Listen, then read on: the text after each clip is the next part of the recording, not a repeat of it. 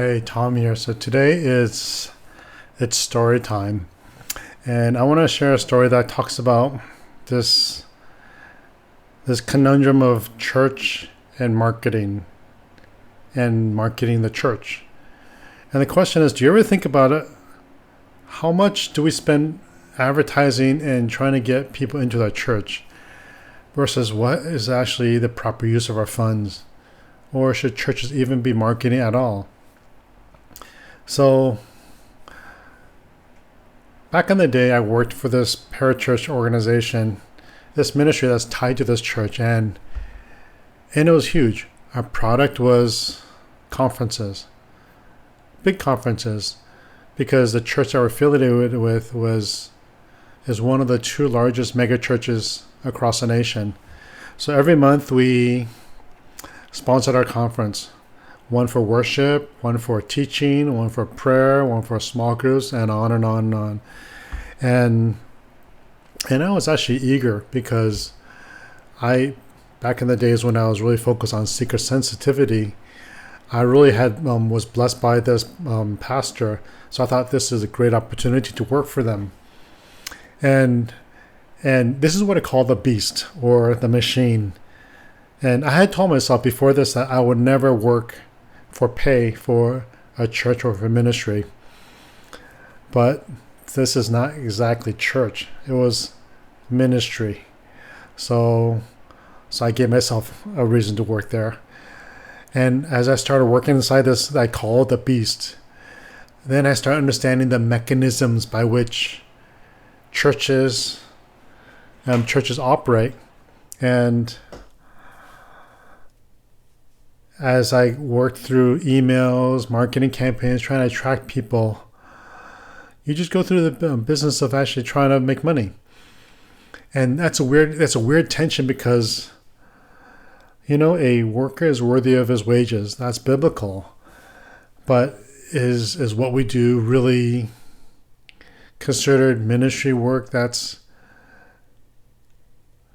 building the kingdom of God? But before I get there, I want to just talk about the pastor, because when the pastor would come and he would walk through offices and he's sitting on meetings, the buzz was there. Everybody was on guard and at attention because and this pastor had a chief of staff who was like a gatekeeper. So everybody was trying to kind of get a couple minutes of his time, grab a hold of him, and do their pitch. Because within this ministry,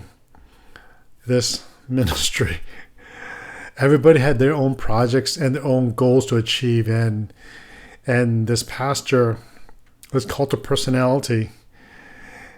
If he liked your pitch and liked your project, then the doors open wide and it's open sesame and you walk through, the money came flooding in, and you could build your little ministry kingdom. But if you didn't get the money, you just kind of, had to continue struggling as much as you could. And I remember one time I was listening to this one colleague of mine, and he was muttering to himself, he says, if we don't get more people into this conference, we're not going to survive a year.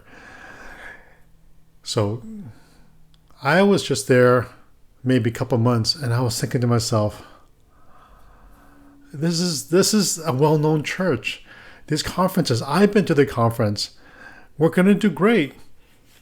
But little did I know, a year later, I was out of a job, because when you think in a mega church mode, in a marketing mode, and you think about pastors and high school pastors, college pastors, these ministers, they don't have big budgets, and they may maybe make it to one, at most two conferences. So they really have to think about how to spend the money. And here we were trying to flog it.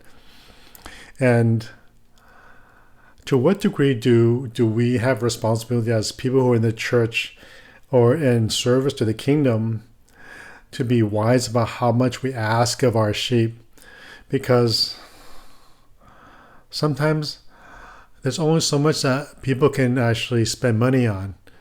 And if you think about this marketing machine that I was in, at the end of the day, if you think about all the money that's spent on printing, on conference rooms, on staff like us to promote these, at the end of the day, at the bottom line, you would think that the goal of a church or a parachurch or a ministry is to actually advance the kingdom of God by spreading the gospel or helping people be more equipped to spread the kingdom of God and the message of the gospel. And you think about these different pastors around the nation, Andy Stanley, Tim Keller, who else is there? Just, these personalities. And now we get to this point where these marketing machines have personalities leading them. And we have to be very discerning. And if you're a church leader or you're in some kind of pastoral capacity, the money that God has given you through the people who voluntarily give you their funds, do you use it in a marketing way, or do you use it genuinely to advertise about your different ministries, to actually be evangelistically oriented? Or do you use it to actually market so that you can actually maybe steal sheep from other smaller, struggling churches who are just trying to keep their doors open? But if you can get that sheep into your church, into your seats, and get them listening, tickle their ears, and wow them with all this loud music. It's always loud, and you get them into this system. Is that what church is all about? So you have to discern what is the proper usage of funds. Is it for truly advertising or sharing about your church and your events that's evangelistically oriented? Or are you just feeding this marketing machine that is in a doom loop because you need to have people in the seats to give money so that you can actually pay for your next building campaign or whatever it is? And at the end of the day, for me, it's a racket, because if you think about money in that way, then you're not honoring God. You're using and you're being used by the ways of the world instead of using the ways of the world for God's kingdom. And if you're in a church that's, maybe even if it's a smaller one, not a mega church, but a smaller one that is starting to promote itself much more aggressively, you have to think to yourself, am I being fed here? Am I growing? Is my spirit and my soul maturing? And your ultimate responsibility is to God, is not to the leaders. Because at the end of the day, these leaders who may misuse your funds, or they think they're using their funds correctly, but it turns out it isn't, they will be accountable to God for how they shepherd you. But you, and if you're married, you and your wife or husband and your family, you are ultimately responsible for their spiritual growth. And you have to think about what the church is doing and how it operates, and whether it is a blessing or if it is really not going the right direction. So just a word.